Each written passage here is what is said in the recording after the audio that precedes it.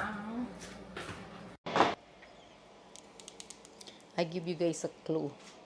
Yung lulutuin ko, meron sangkap na ganito. May ganito siya. And, what else? Ito pa. Hulaan nyo. And then, lalagyan natin ito. Yan. And, lalagyan din natin ng ganyan siya. Dito natin siya igigisa. Yan. Ang lulutuin ko ay Laguna Way. Hulaan nyo kung anong lulutuin ko. Ito ay beef. Papakuluan ko lang siya para lang maalis yung yung parang unang kulo niya, itatapon natin. So, diyan ko siya pakukuluan. Pero, hindi ko diyan siya lalabugin. Doon ko siya lalabugin sa aking Dutch sa cast iron. Doon sa aking mabigat na kaldero. So, dito ko siya lulutuin.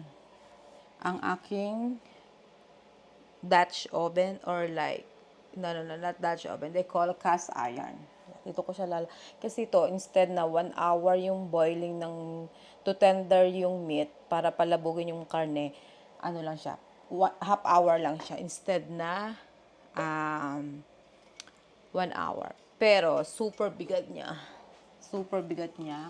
Kaya to nagkaroon to ng gasgas sa tagliran. Ayan, nagkagasgas siya kasi yung paghuhugas ko. So, pag kayo may ganito, ang paghuhugas, ipatong nyo sa tuwalya. Yung basahan nyo, doon nyo siya ipapatong paghuhugas para hindi siya magasgas. Diba mukha pa siyang bago? Ayan. Yan ko siya lulutuin. Para, tender na tender siya. Pero hindi yung sapilitan na tender. Alam nyo yun? Pag boil ko ng beef dito, naglalagay na ako ng sibuyas, paminta, at saka laurel. Okay? Update ko kayo mamaya. So guys, ito yung sinasabi ko, kaya pinapakuluan ko siya ng unang kulo. Nakita nyo yung bula-bula na yan. Yan. Para pag nagluto kayo ng beef, malinamnam yung sabaw. Kailangan pakuluan para aalisin natin yung yung nakita yung itim-itim. Lahat yan itatapon ko sa sink, tapos huhugasan natin yung meat. Diba? Sabi nung iba, tinapon ko na daw yung lasa. Hindi, may lasa pa rin yan. Maniwala kayo sa akin. Ako ang magluluto, kaya may lasa pa. Yun nga lang, hindi nyo matitikman, diba? Sorry naman. Ayan, diyan kayo, diba? So, ganun lang. Okay, guys? Guys, after nahugasan ko na yung buto-buto, at saka yung laman, hinugasan ko siya. Tapos, ayan, papakuluan ko ulit, diba? So, malinis yung sabaw niya. Diba? Ang gandang tingnan. May sibuyas na yan, tsaka pamintang buo nilagyan ko na. So, pakukuluan lang siya. Tsaka ko siya. Pero baka bukas ko pa siya lulutuin. Lalabugin ko lang ngayon. Diba? Guys, ito yung sinasabi ko sa inyo. Pag kumulo na siya, ihina nyo na yung apo niya. Dire-diretso na ang kulo niya. Diba? Oh. Ganyan. Hayaan nyo lang siya. Low fire lang siya. Matipid pati yan sa, sa gasol. Or sa gas. Ganyan lang. Malakas. Kahit walang mic. Kasi malapit yung mic, di ba kanina? Kala ko nga mahis ko. Minsan kasi, ewan ko ba, na nga ako dito sa mic na to. Okay naman siya. Full charge siya. Hindi ko lang kung anong nangyari.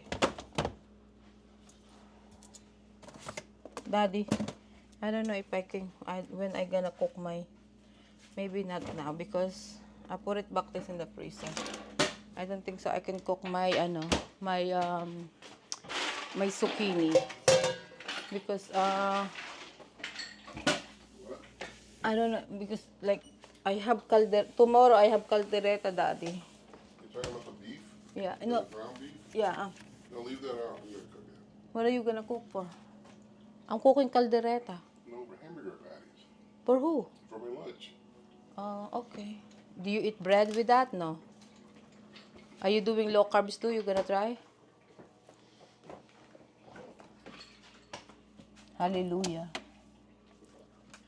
Oh, Daddy, my coworker told me, like the cottage cheese, and then you have tuna in can.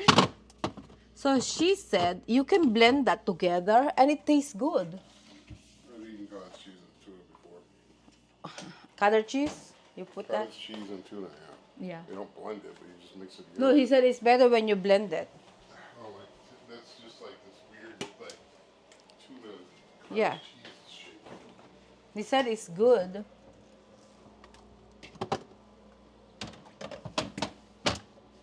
So, yeah.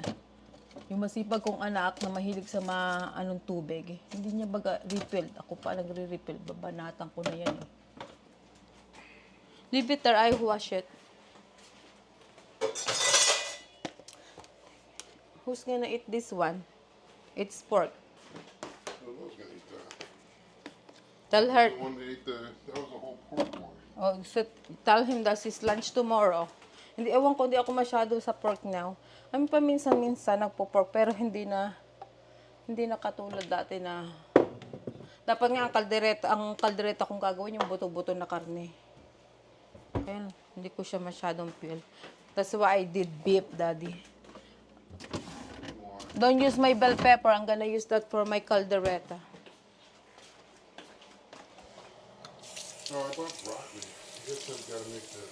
No, it's well, I can, some of the bit, we can use that to the beef. O, diba guys? O, update natin kayo dito. Tingnan natin. See? Napakalinis ng sabaw. At maya-maya, pwede na itong patayin. I-off. Kasanay tayong sabihin, patayin yung apoy. Diba? Eh, kasi yun naman ang term natin. Ang lakas ng bagyo sa Pilipinas, guys. Diyos ko. My gracious, ang bubong ng kapatid ko ay nadala na daw. Yung sa bathroom nila, nilipad na. Kaya hindi ko, ay nako.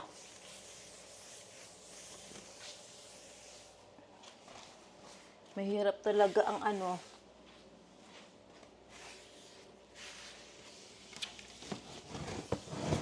nagpupunas-punas ako, guys. Ayan. Punas-punas.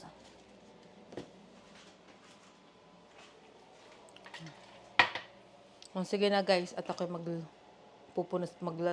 huhugas ako ng kinainan ng Amerikano.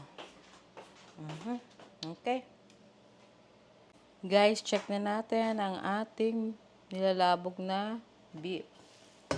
Oh, actually, ready na siya. See? 30 minutes. Labog na. Bukas ko na siya lulutuin.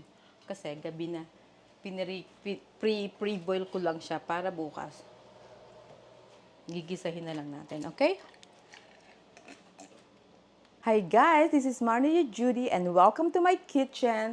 Today's video ay magluluto tayo ng pinakamasarap na menu na lulutuin natin.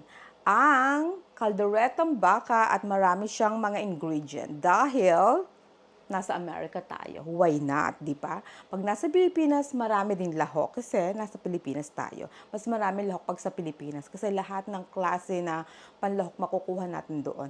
So, pero ngayon, dahil nasa California tayo, kaya nating bumili ng mga ingredient na kailangan natin sa ating kaldereta. Meron tayong lahat. As in, 5 minutes away lang tayo sa tindahan, kaya nabili natin. So, mag-umpisa na tayong magluto ng ating kalderetang baka. At ito ang ating mga lahok, di ba? Binol ko na yung beef. Yan yung beef na buto-buto na may konting laman, may buto-buto. 3 kinds of part of beef yung ginamit ko.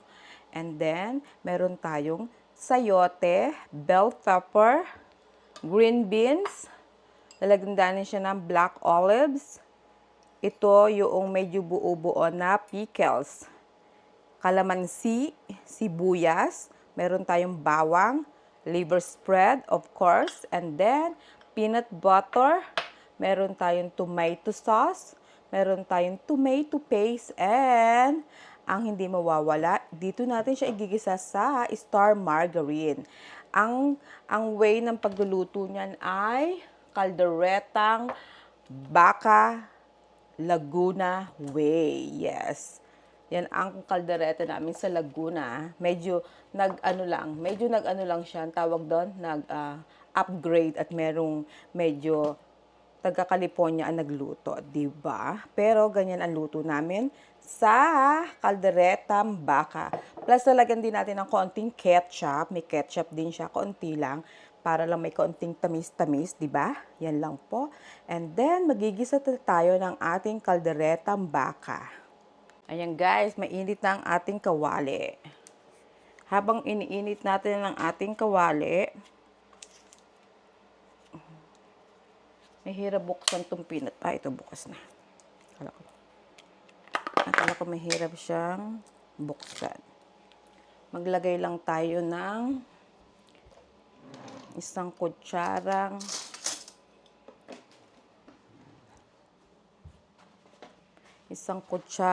margarine. Yan natin siya igigisa. Hindi isang kutsara, dalawa. Yan. Yan natin igigisa. Hinain natin ang apoy kasi ang margarine mabilis masunog, guys. O, di ba? I-melt lang natin siya. I-melt natin ang ating margarine. Melt natin ang ating margarine. Gisa-gisa-gisa lang. Hayaan mo lang sang mag-isa. Gagamit tayo ng wood spoon para hindi masyadong maingay. Ayan. Diba? Pag medyo medium heat. Pagkatapos nyan, ilalagay natin ang ating sibuyas. Yes, lagay ang sibuyas. Pag medyo luto na ang sibuyas, guys, isusunod natin ang bawang.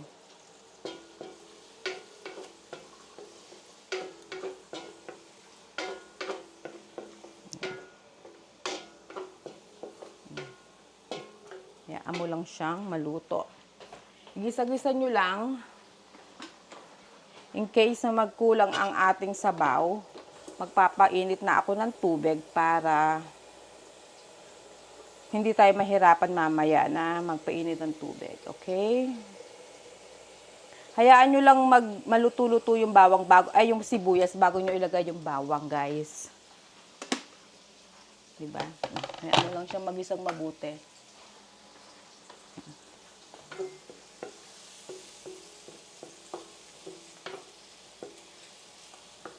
Gisa-gisa lang. Diba?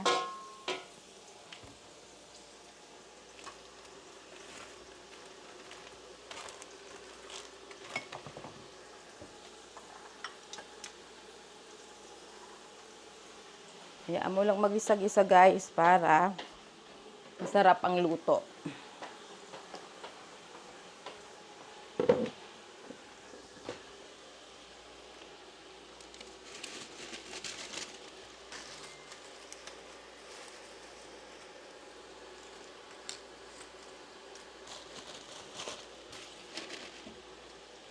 Yung iba, guys, naglalagay ng Knorr cubes. Ako, hindi na. Kasi, yung pinagkuluan ng baka, yun na yung ipang sasabaw ko.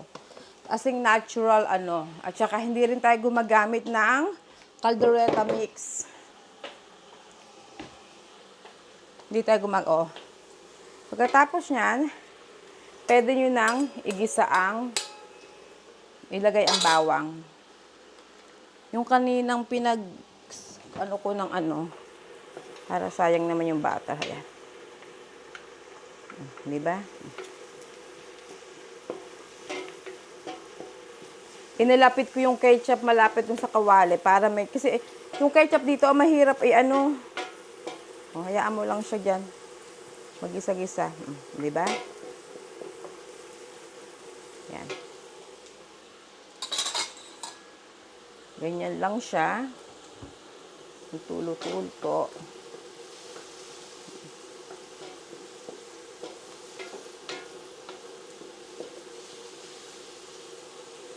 Guys, yung kaldereta natin is probinsya style to. Tapos, igigisa na natin yung tomato. Ay! Tumalsik sa akin damit. Yan. Iba-iba tayo ng way ng pagluluto. Lagay natin tomato sauce. Isang lata, kasi medyo madami yung ating. So, huwag nyo itapon in case. Ay, natalamsikan ng damit ko. Mancha pa naman to. Ayan. Hayaan nyo lang siyang magisa-gisa. Then, lalagyan na natin siya ng paminta. Lagyan nyo na ng paminta para ma-mix na siya dun sa ano. Bago ilagay yung karne, at least mix na. Maraming paminta, mas better, guys. Huwag kayong magtipid sa paminta. Maniwala kayo sa akin. Masarap maraming paminta. Yan. Diba? Pag medyo lutong, ano na yan, hayaan yung umano-ano yung sauce. Okay. So, ayan.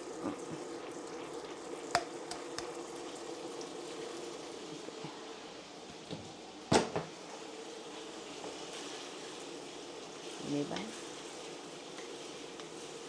Hindi natin masyadong aanuhan ang ano. Alam niyo kung bakit? Dahil ang cheese ay lalagyan natin, may cheese pa yan. So, hindi natin masyadong lalagyan lang natin ng konting toyo. Lagyan natin ng toyo. Ganyan lang siya, oh. Pangkapakulay lang. Konti pa. Yan. So, ako, pwedeng kumain ito. Kaya lang, hindi ako pwede ng rice. So, I have my cauliflower rice or pwedeng huwag na mag-rice if ever. I know it's not, hindi masarap pag walang rice, pero ganun talaga.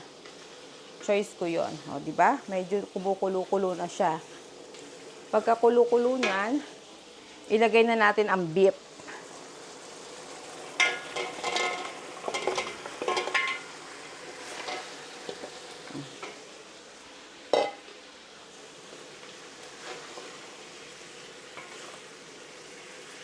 Ay, mainit. Siyempre, mainit. Ba't ko ba hinawakan? Talagang paliyasi ang pinaglutuan ko. Alam niyo kung bakit? Para halong-halo yung karne. O, diba? Halong-halo siya. Itong paliyasin to, binili ko to sa Seafood City. Katagal na. Siguro magte 10 years na to sa akin. Diba? O. Kaya ko inilagay una muna yun para halong-halo siya sa karne. Tingnan nyo, oh. Kaya mo na magisa-gisa ng konti. Diba? Magisa-gisa ng konti at ilalagay na natin ang konting gisa-gisa lang. At ilalagay natin siya ng sabaw. Kamusta na kaya ang ketchup ko? Hindi ko alam bakit yung ketchup dito, guys. Ang hirap-hirap niyang itaktak. Alam niyo yun? Alam niyo yung ibig kong sabihin?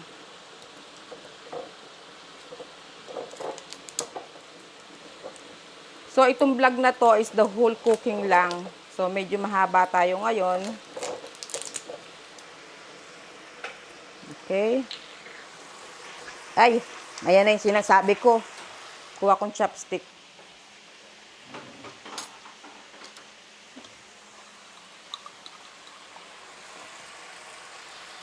Hindi ko na masutatansyahin ko na lang.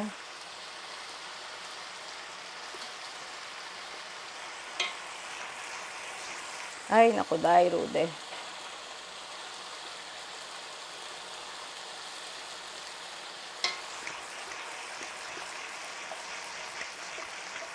Konti pa. Hoy! Diyos ko, nagdudusa ako sa ketchup na to. Hindi ko alam ba't ganito yung ketchup dito. Okay. Tama na yan. Tapos, haluin natin. Diba, nagigisa na siya. Uy, maanghang. Maanghang ba yung binili ko? Jupran na nga ang binili ko. Hala! Spicy pala yung ketchup ko. Hayaan mo na. Sarap naman ng spicy. O, diba? Tapos, yung pinagkuluan ko, guys, yun na yung isasabaw ko. O, lalagay na natin.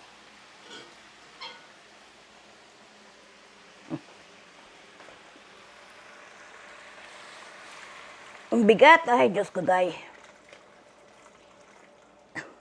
Whew.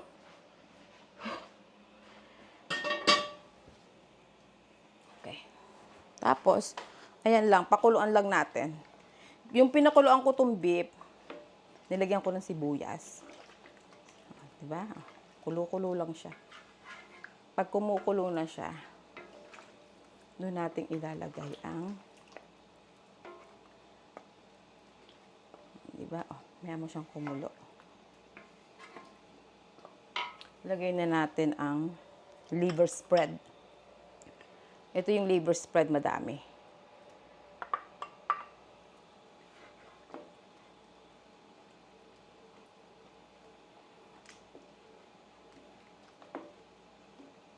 Habang hindi pa nakulo. Kasi ito pag kumulo na, mahirap ng durugin. Okay.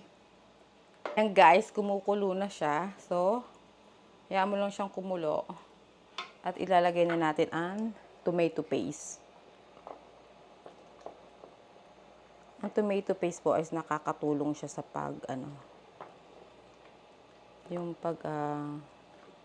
pagpapalapot.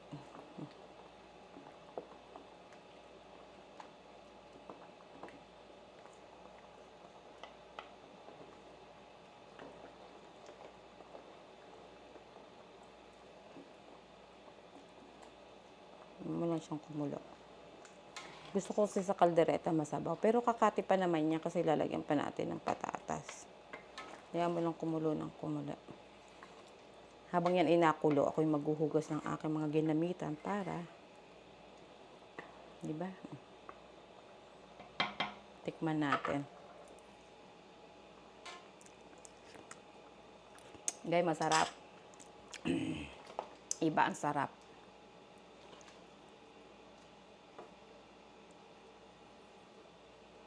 Yan guys, kumukulong-kulo na siya. Di ba? Tapos, ilalagay na natin ang patatas. Ilagay na natin ang patatas. Ayan ang patatas. Ganyan. Patatas lang ang nilalagay namin. Hindi na ako maglalagay ng carrots. Yung iba naglalagay ng carrots. Pero, patatas lang ilalagay ko. So, hindi ako pwede ng patatas kasi carbs yan. So, kay Kanu yan. Gusto niya ng patatas. Tapos, lalagyan natin siya ng half of the... maya-maya na ito, mabilis na malabog. Uy! Nakalimutan ko pala lagyan ng bay leaf. Okay, ganyan. Tapos, lagyan na natin tong beans. Not beans. Ano ba? Hindi pala ito. Green peas. Ayan. Yung green peas, hinugasan ko. Tapos, lalagyan natin siya ng, malinis ang kamay ko, kalahati nito, yung pickles. Ang nilalagay namin sa Laguna ay, kalahati lang. Ayan. Tapos yung iba, hindi naman kalahati. At parang, the rest, mamaya na pag malapit ang maluto. Ayan. Diba? Masarap sa kaldereta, may sabaw. Ito talaga yung probinsyang style. Okay. Tapos, hayaan mo lang siyang kumulo. Guys, naglalagay ako ng kalamansi.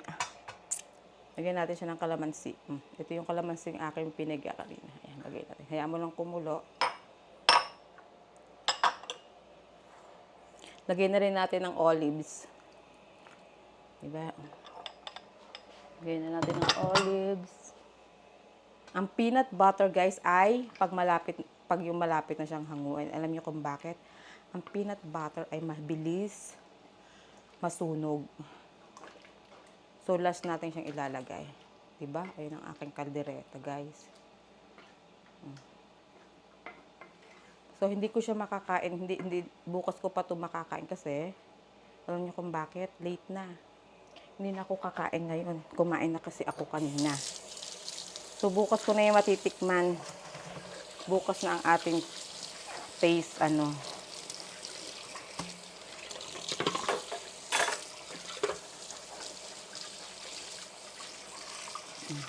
Diba? Kahugas ako.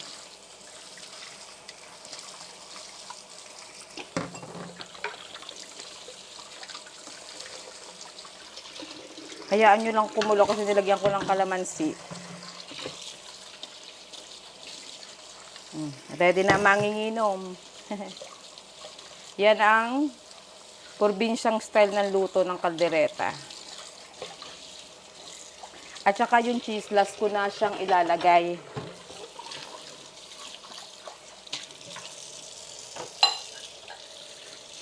Kaya hindi ko masyadong inaalatan. Alam niyo kung bakit? Dahil ang cheese ay may konting alat, diba?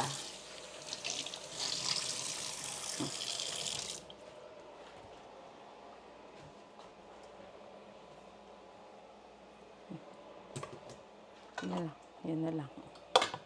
Yan na lang ang natitirang ingredient natin.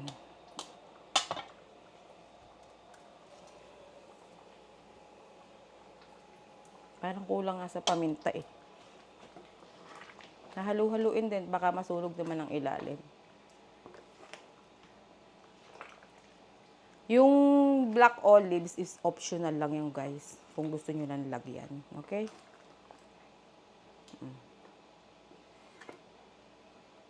Pampiesta na yan.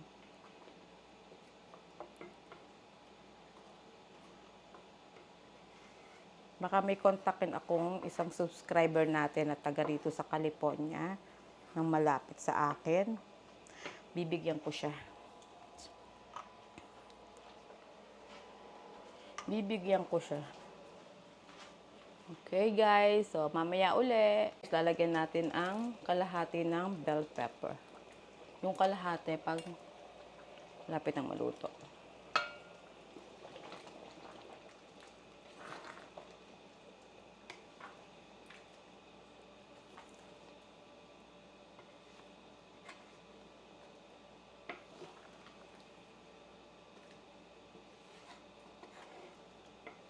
Buti na lang talaga guys. Dito ko niluto sa talya. Talyase ang tawag dyan. Let me know if I'm tama, diba? Yan natin. Yan. Diba? Yan mo lang siyang maluto. Kulo-kulo lang. Okay guys? So guys, dahil malapit na siyang maluto, ilalagay na natin ang peanut butter. Yes, kasi ang peanut butter ay mabilis siyang tawag ito, mabilis siyang maluto. Mabilis masunog pala, hindi maluto. Mabilis masunog ang kaldereta. So, last talaga siyang inilalagay.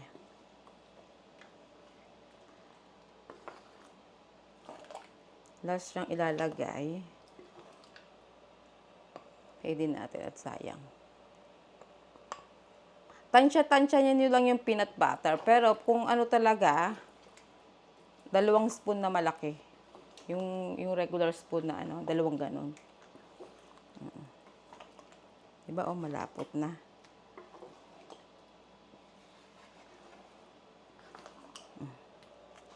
Pwede natin siyang kalagyan ng konting tubig. Para naman, hindi super lapot. Mainit yung pinaglagay kong tubig, guys, ha? Maliinit. Tapos, another kulo ulit. Ayan. Para hindi naman siya, madulot lang yung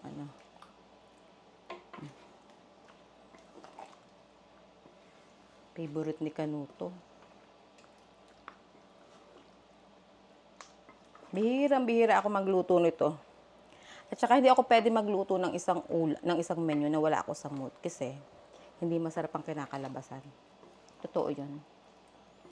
Diba? Oh, ayan. Nilagyan ko siya ng tubig. Hindi siya masyadong tikman natin. Tapos, ilalagay na natin the rest of the pickles. Ayan. And this one. Lagay na natin yan.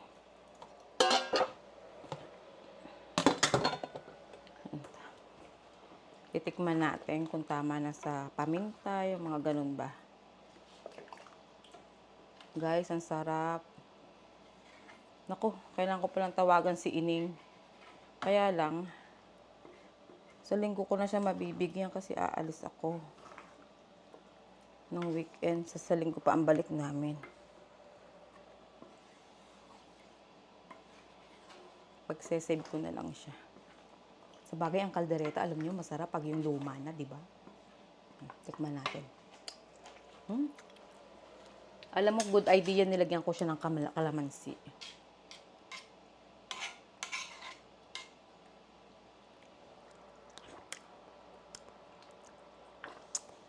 Wow! I'm so proud to myself. Sa totoo lang.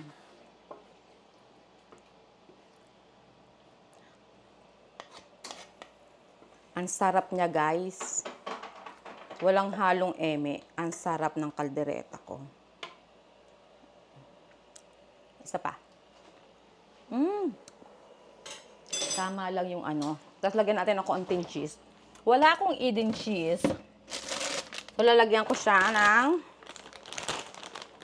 ng ano, itong cheese na to. Wala kasi akong cheese. Pero okay din naman to. Nilalagyan din to sa food naman.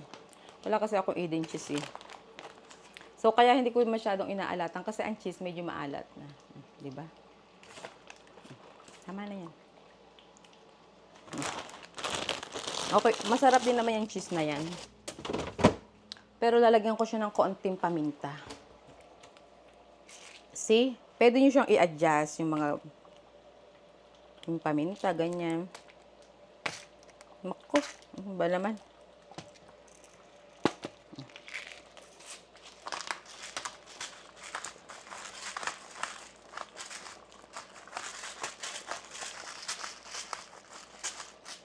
Bali na yung kuko ko. Di bali bukas. Bukas may bagong kuko na tayo. Alisin ko na nga at baka. Okay. Ayan. Haluin lang. Luto na siya actually, guys. Mas lalo siyang naging creamy. O, di ba? Ganyan lang po ang pagluluto ng kaldereta.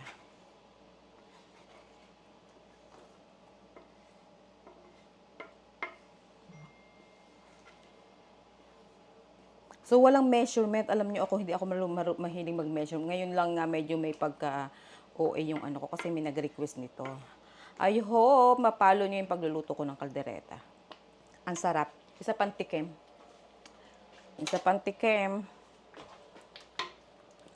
Kasi nilagyan natin ng cheese.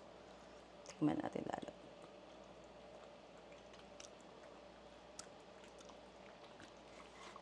Diyos ko po. Anong ang pangalan ko? Joke. My God, ang sarap ng kaldereta ko, guys. At may sauce. Yung ano hindi ko siya nilagyan ng asukal. I'm proud to myself. Pero nakuha ko yung anghang. Nakuha ko yung balance ng sweetness and ano. Tikman natin yung beef. Oh my God.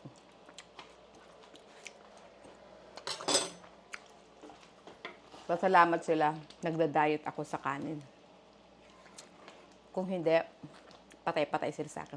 So, ang liver is good for me. It's a protein. And then, the peanut butter is good also for my diet. It's not too bad. And then, wala naman ako ibang nilagay, kundi toyo lang at cheese. Ang cheese, good din. So, pinakang tomato lang talaga yung bawal sa akin dyan. And not tomato. Patatas. Pinatay ko na kasi luto na. Inop ko na ang apoy kasi luto na siya. Naku, guys. Masarap. Maswerte ang mabibigyan. O sige na, guys. O ayan na. Ganyan lang po ang pagluluto ng kaldereta. Okay? I hope po na nasundan nyo ang pagluluto ko ng kaldereta. Kaldereta ala Manager Judy. Okay, guys? Please don't forget to like, share, subscribe, and no skip ad. At if you have question, comment down below kung ano pang gusto nyong malaman na request, kung ano pang request na gusto nyong lutuin ko. From now, right now, ang niluto natin ay beef caldereta, Laguna Way. Yes. Ang kalderetang ito ay probinsya way yan. Ganyan yung mga probinsya, yung masabaw. Okay, guys? Bye! Ayan, guys. Naka-container na siya. Yup. para kakainin ko na lang. Pag ininit ko, hindi lahat iniinit, di ba? Pero, syempre, i-share natin sa mga friends, hindi lang sa atin yan. Mauuna pa siyang kumain sa akin. Kasi, bukas pa ako kakain. For sure siya, kakainin niya yan ngayon, di ba? Pagdala ko mamaya sa trabaho. Ayan, guys. Kung sinong nasa trabaho siya makakatikim. Di ba? Yung wala, di wala. Ganun talaga ang buhay. Yes, my caldereta.